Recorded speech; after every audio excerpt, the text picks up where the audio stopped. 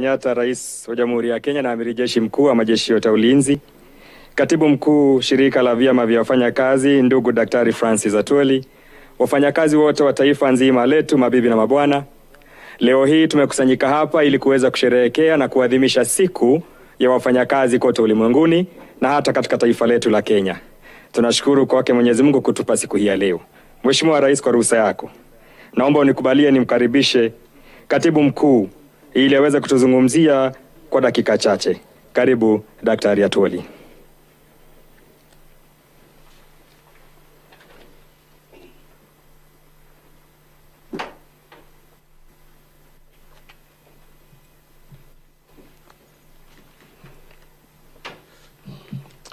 Thank you very much, Your Excellency, the President and Commander-in-Chief of the Defense Forces of the Republic of Kenya, Honorable Uhuru Muigai Kenyatta, the Cabinet Secretary, Minister of Labor and Social Protection, Honorable Simon Chelugui, the Principal Secretary of Labor, Engineer Peter Tum.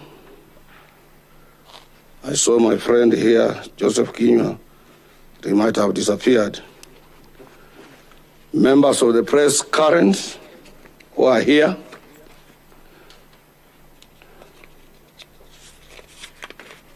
You will a little bit forgive me, I'm used to put these things on something else. Foremost, Your Excellency, let me take this early and rare opportunity to congratulate you for your exceptional acceptance. Immediately we wrote inviting you to preside over the 55th International Labour Day celebrations at Uhuru Park. You replied us immediately, and your response was wonderful because it was in time to give us more time to prepare for yourself. If it were not for this pandemic, today we would have been at Uhuru Park celebrating with other Kenyans and also trying to exhibit what we do in our various industries. Fortunately, here you are, Your Excellency, and let me recognize the fact that throughout your presidency, you have stood with workers, and at no one time have you left workers to be on their own. I thank you, President, because I remember vividly immediately after your election and your first Labor Day celebration that you attended and presided over, you were awarded as minimum wage, or you raised minimum wage by 18%. That was exceptional, Your Excellency. Let me also congratulate all Kenyan workers together with their families on this occasion of the 55th International Labour Day. This year's Labour Day will be remembered for many years to come, given the difficult and challenging global health circumstances under which it is being communicated without proper and prior arrangement for these celebrations. We pay our special tribute, Your Excellency, to all those workers who have lost their lives to the coronavirus pandemic, and for those who have tested positive and hospitalized. We wish them quick recovery. For the first time in our long history, Your Excellency, Labour Day world over is taking place behind closed doors with limited participation of government, workers, employers, including the general public, owing to the insurgency of the coronavirus disease, which came as a mysterious intruder into the world of work. Your Excellency, consolation of us here, as few as we are here, is that this is not only unique to us here in Kenya. World over, there are no celebrations in the traditional way that we celebrate this day. They are just passing a message through a medium or through media, the way we are doing right now. However, this pandemic is no coincidence. God is sending us a message that after days of weeping, and we listen to him and we continue praying, there shall be joy, but only if we can, as a people, change our general feelings towards humanity that might have angered God. Your Excellency, we know you as a God-fearing person, and every Sunday, whenever you have opportunity, you are in the church, and you are the first person here in the Republic of Kenya, or in Africa, I should say, to convene a prayer meeting here, of which I had an opportunity to attend. And it is only through prayers that we can also be in a position to avert the situation that we are in. Your Excellency, allow me on behalf of millions of Kenyan workers, locally and abroad, to commend you and your government for the stringent measures that you have put in place to mitigate the negative effects of the virus, and also your able Cabinet Secretary for Health, Honorable Mutahi Kagwe, for the good job he has so far exhibited together with his team. Why I have singled him out, Your Excellency, your minister was the first person to appeal to Kenyan employers to keep jobs of those, though we are in a bad situation. He asked for Kenyans, both employers and those employed in both formal and informal sector, to enter into solidarity of securing employment under this difficult situation. Indeed, this shows your total commitment to save this nation. You mean well for Kenyans, Your Excellency.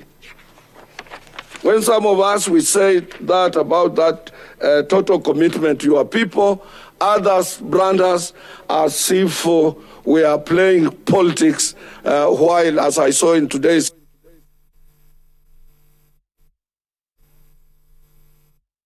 rights are being abused. I am a champion of social justice, and I will be the last person to see the workers' rights being abused blatantly without my intervention.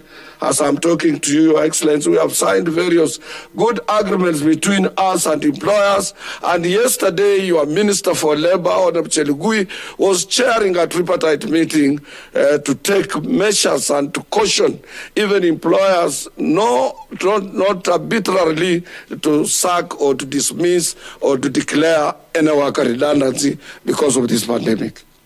Let me also take this moment to thank those employers who have kept workers in full employment despite the pandemic, and particularly those who have gone ahead to enter into separate agreements with their respective unions to ensure no worker loses employment as per your directive, Your Excellency. The only problem we are now facing, Your Excellency, is on pay cuts. They are not entering, some employers are not entering into agreements or negotiations with the union concerns.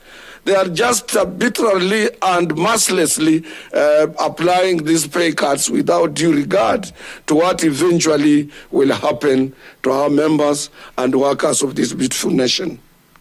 We thank the landlords, Your Excellency, as well as particularly those who have accepted and allowed their tenants to stay either on a half rent or without paying rent at all, as they express their solidarity with your government.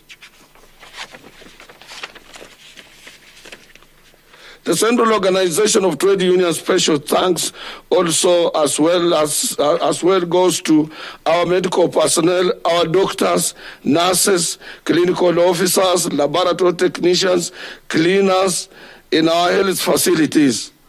Your Excellency, I want to take also this special occasion that you have accorded to us to very highly thank your police officers for the commendable job they are doing on our roads, and also making sure that we keep safe, among others who have all put their lives on line for the sake of Kenyans affected by this pandemic.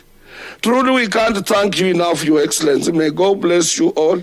Let me also appreciate the important role that the various companies across the country have played in terms of supply of face masks and other related equipments in mitigating this pandemic to our workers.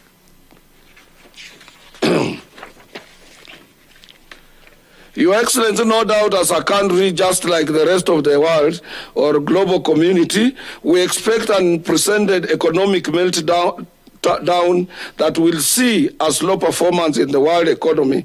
But we promise to join hands with both the government and employers to examine the post-coronavirus period, and we are optimistic that with the strong solidarity we have today, we will rebuild our economy in the shortest possible time. That one I can assure you, Excellency. Kenyan workers are hard-working people. They are prepared at no any lengths to make sure that they rebuild the economic after this pandemic. Currently, Your Excellency, I happen also to represent workers from the agricultural sector. We are slowly getting orders for in our floriculture industry, but employers in that particular sector have a problem with cargo space at the airport. And I know your government will have to look into it to make sure that as we are in this pandemic, those who can make some exports for us to earn foreign exchange and sustain and maintain and keep jobs, they are supported. Meanwhile, we wish to thank particularly those leaders that have stood with you, Your Excellency, side by side as you steer this country to greater heights. We are also alive to the agenda we had prior to this pandemic, and it must succeed for our prosperity as a nation. Some do say we as labor leaders, particularly I, why am I active in politics? But they don't go back to history to ask themselves, what is politics? Politics is talking about shortages. When your mama in the house or your wife in the house or your kid is asking for chumvi, is asking for sukari, is asking for unga, is asking for soap or anything which is not in the house, she's actually playing politics with you. So politics is about talking shortages. For you to be elected, you have got to dwell on shortages. So when we talk about shortages, some brand us as people who are in politics. And what pushes us to play